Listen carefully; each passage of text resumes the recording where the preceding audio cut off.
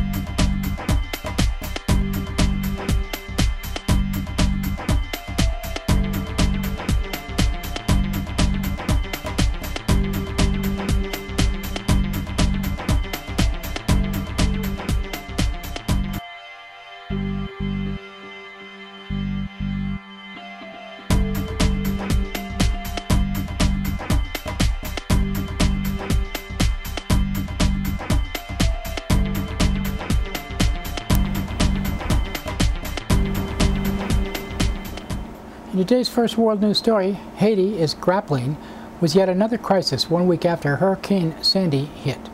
United Nations is warning that Sandy destroyed 70% of Haiti's crops and left 1.5 million people at serious risk of hunger. Death toll stands at 54 but is expected to rise. The storm destroyed some 21,000 homes and caused more than 104 million of damage. Large parts of Haiti's south are still unreachable by land due to massive flooding, sparking fears of new outbreaks of cholera. The new devastation brought by Sandy comes as Haiti still tries to rebuild from the massive 2010 earthquake that killed some 300,000 people. Power has been restored to close to 80% of the 8.5 million households across 16 U.S. states left in the dark by last week's superstorm Sandy. But that leaves 1.85 million still without power, including more than 1 million in New Jersey, the state hardest hit. In New York City, subway services has now been mostly restored as the city slowly continues to recover. But with Sandy flooding and damaged thousands of homes, New York City's Michael Bloomberg, he's the mayor, warned of a new housing crisis for up to 40,000 displaced residents in need of shelter. And he said, "We don't have a lot of empty housing in this city, so it's really a problem to find housing when we need it. We are not going to let anybody go sleeping in the streets. We're not going to let anybody go without blankets, food, and water. But it's a challenge, and we're working on that as much and as fast as we can." Displacement and loss of power, the recovery from Sandy will see further strain later this week when an early session northeaster storm hits New England and the surrounding region. In 2012 presidential races is in the final day of campaigning before voters head to the polls. Well, they did by the time you see this. On Sunday, President Obama and Republican challenger Mitt Romney each crisscrossed 4 battleground states in a frenzied effort to get out the vote. Speaking in Florida, Obama said Romney would survive the harshest policies of previous Republican administrations. President Obama said it's not a choice between two parties or candidates. It's a choice between two different visions of America. On one hand, you can choose to return to the top-down policies that crashed our economy, or you can join me in building a future that focuses on strong and growing middle class. After a tightened race over the past month, President Obama appears to have gained momentum, holding the vast majority of leads in polls of the battleground states that will decide the Electoral College. Speaking in Ohio, Mitt Romney called Obama a failed president. He said, "I'd ask them to put aside all the speeches and all the ads and all the attacks and look at the record, because you see, talk is cheap, but a record, it's real, and it's earned with real effort. Change is not measured in words and speeches, change is measured in achievements. So let's look at the record." As Mitt Romney and President Obama push for the strong Election Day turnout, the 2012 election will likely wind up setting a record for early voting. More than 1.6 million people have already voted in critical battleground state of Ohio, either at the polls or with absentee ballots.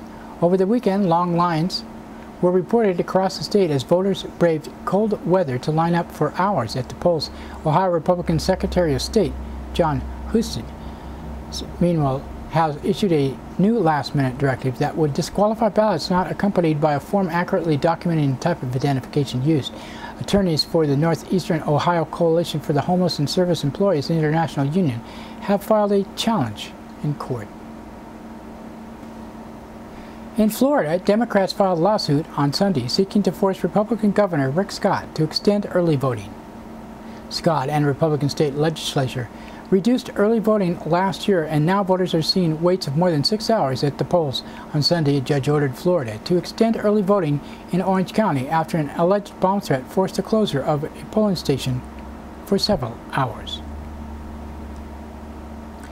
New figures show outside groups such as super PACs have spent more than $1.11 billion on 2012 election. According to Demos and U.S. PIRG, the figures mark a 400% increase over outside spending in 2008. More than 60% of nearly $441 million raised by super PACs came from a group of just 91 people. A separate report by the Sunlight Foundation has found that dark money groups, which are able to donate anonymously, have spent $213 million through November 1st, with 81% of the money going towards backing Republican candidates. Syria's main opposition groups have opened unity talks in Qatar amidst ongoing clashes inside their country. The meeting comes days after the Obama administration withdrew its support for the Syrian National Council and said Syria's opposition should be more representative. In the latest violence, at least 20 people were reportedly killed Sunday when Syrian forces shelled a Palestinian refugee camp near Damascus. More than 11 people were also wounded in the capital when a bomb struck a government building.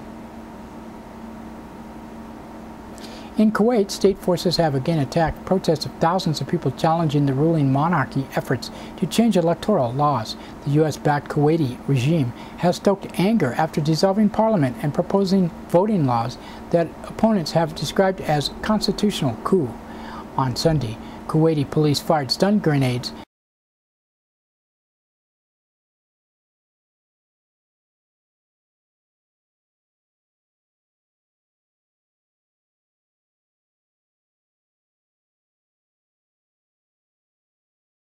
The network is reportedly reporting Israeli military leaders rebuffed orders from Prime Minister Benjamin Netanyahu and Defense Secretary Ehud Barak to prepare for a bombing of Iran 2 years ago. According to the Channel 2, Netanyahu and Barak directed the military to ready an imminent strike on Iranian nuclear sites, but their orders were rejected after Israel's top army officials concluded that doing so would be illegal, set off dangerous chains of events that could lead to global conflict.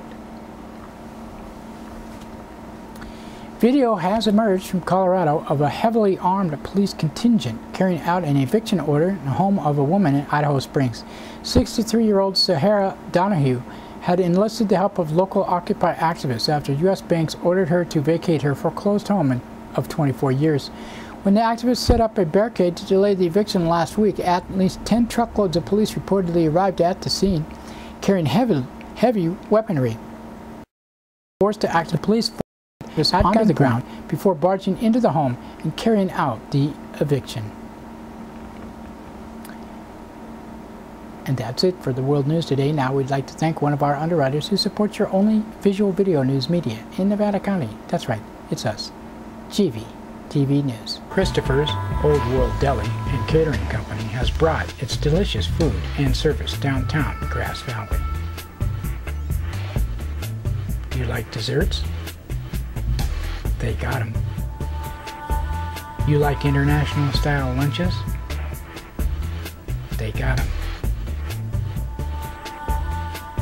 Christopher's Deli and Catering for parties, get-togethers, weddings, or whatever. Open 7 days a week.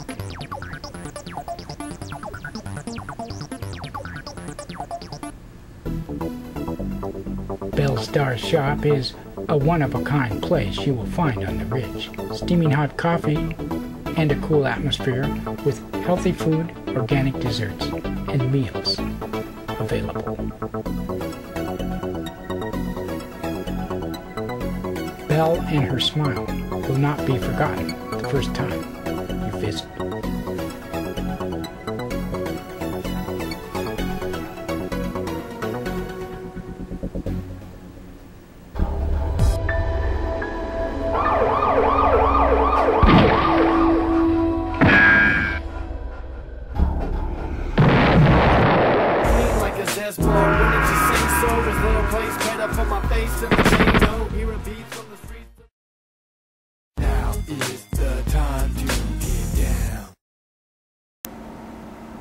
That's right, it's time for the police blotter, and pictures in the blotter not from these actual events, but used for visual aid only. These records are released by local law enforcement and are public records. Grass Valley Police Department on Friday, 12:17 p.m., a report was taken from 800 block of Forest Glade Circle of a large kitchen knife located in his backyard. 3:37 p.m., a report was taken at South Auburn and Empire Street of a woman wearing orange stumbling in and out of traffic. And 4:58 p.m., a report was taken from Prosser Creek of a possible poached bighorn sheep carcass. At 7:30 p.m., a report was taken from West Main and North Church Streets of a hit and run. Contact was made with a witness. Attempts to contact the victim were unsuccessful. Saturday, 8:59 a.m., a report was taken from 600 block of Escaton Circle of suspicious items on a property that recently had transient issues. Caller reported a ladder leaning against an adjoining property's fence as an access point. And 1:15 p.m. a report was taken 200 block of West Main Street of a man being beaten up. And 3:32 p.m. a report was taken from Sierra College and Main Street of a suspicious male dressed in all black walking in and out of traffic and yelling at passerbyers. Nevada County Sheriff's Office on Friday, 12:17 p.m., a report was taken from 13,000 block of Ranchero Way that his dog was attacked by a neighbor's dog on neighbor's property. 1:58 p.m. a report was taken 16,000 block of Hillaire Road of a theft of 4 tires from a carport during the last month. And 12:43 p.m. a report was taken 20,000 block of La Costa Court of internet fraud from an email. At 3:21 p.m. a report was taken 11,000 block of Buckeye Road of theft of a fountain and generator over the past 3 weeks. Caller also reported a phone call about neighbor with suspicious subjects on the property. 6:47 p.m. a report was taken 17,000 block of Jones Ridge Road of sounds of physical banging. Blood and weapons were found in the area of the front entry. 2 males were detained who were hiding in downstairs garage. Large amount of marijuana was confiscated. Saturday, 12:34 a.m., a report was taken from 19,000 block of McCourtney Road of a theft of a chain and lock prior to a renting tenants leaving. And 10:38 p.m. a report was taken from Highway 20 and of a motorcycle and a male lying on the road. Call was transferred to California Highway Patrol. Sunday, Nevada City Police Department, well actually we'll move to Friday, 1:11 p.m., a report was taken 3000 block of Broad Street of an unconscious female. She was taken to the hospital. And Sunday, 1:09 p.m., a report was taken 200 block of Brock Road of dark shadow attempting to enter the window of a residence, and after driving by saw the subject dart into the bushes. And that's it for the Police Blotter today. Now we'd like to thank another one of our underwriters who supports your only visual, video, news, media in Nevada County. That's right, it's us. GVTV News.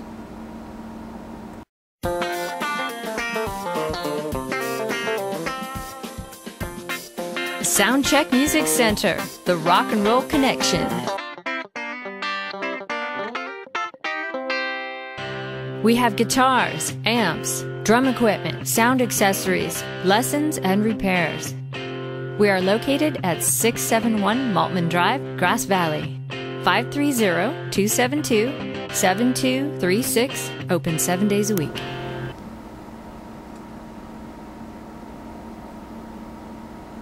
In local news headlines, local soldier faces long recovery from Afghan insider attack. And former executive director of FCAT, Miles Everett, loses battle with cancer. In today's first local story, written by George Warren out of San Antonio, Texas. An Army corporal from Nevada County marks his progress with small victories, like the day he moved from a wheelchair to a walker. Brandon Walden, 20, of Penn Valley, faces perhaps 2 years of rehabilitation at the Brooke Army Medical Center after being shot 4 times by a man in an Afghan National Army uniform. The July 3rd insider attack wounded 4 other U.S. soldiers in Afghanistan's Wardak province and happened just 2 days before the end of Walden's deployment. The afternoon attack, Walden and his comrades were relaxed and unarmed in a position of relative safety. Walden recognized the Afghan walking through the gate with a machine gun from earlier friendly encounters near the base. So he walks in with a gun. I look straight at him. He looked him dead in the face while I'm looking at you, Walden recalled during the break from his physical therapy. He had a M249 squad automatic weapon and 200-round drum and just started shooting. Walden doesn't remember the shots to his chin, right thigh, and shin, but the single shot to his left hip dropped him to the ground instantly. The hip shot shattered Walden's femur before traveling into his lower abdomen, shredding his internal organs. I could feel the feces oozing into my body, Walden said, recalling his feeling of helplessness as he watched the assailant preparing to continue the attack. We see the guy walking around the truck to finish us off, and I was just praying like, God, I need to get home to my family. Just then the attack ended as suddenly as it began. Walden believes his prayers were answered. He didn't shoot all of his ammunition, or ammo, Walden said. He dropped his weapon and walked away. Walden's mother, Laura Cummins, will never forget the call that came the same day at 1:17 p.m. Pacific time from the captain at Fort Bliss, Texas. My first question was, is my son alive? Cummins said, and he said yes, he's alive, but he's been shot. After being stabilized at the military hospital in Afghanistan, Walden was flown first to Germany, then to Fort Sam Houston in San Antonio. As a member of the Warrior Transition Battalion, Walden will continue his recovery until he eventually receives a medical retirement from the Army. In the meantime, his mother is making arrangements to move 5 or 6 children from Penn Valley to live in San Antonio until Walden is able to come home. Walden's hometown fiancée, Reina Sedano, is also moving to San Antonio. Many in Nevada County have followed Walden's progress since July 3rd shooting through extensive coverage in the local Union paper. Donations from church and civic groups have helped Cummins stay with her son since his arrival in Texas. A nonprofit organization called Operation Homefront has provided a temporary apartment. Sport has been amazing, Cummins said. Cummins will be seeking a more permanent living arrangement for the family in January. Will begin looking for a job in the San Antonio area. She was last employed as a social worker in Nevada County.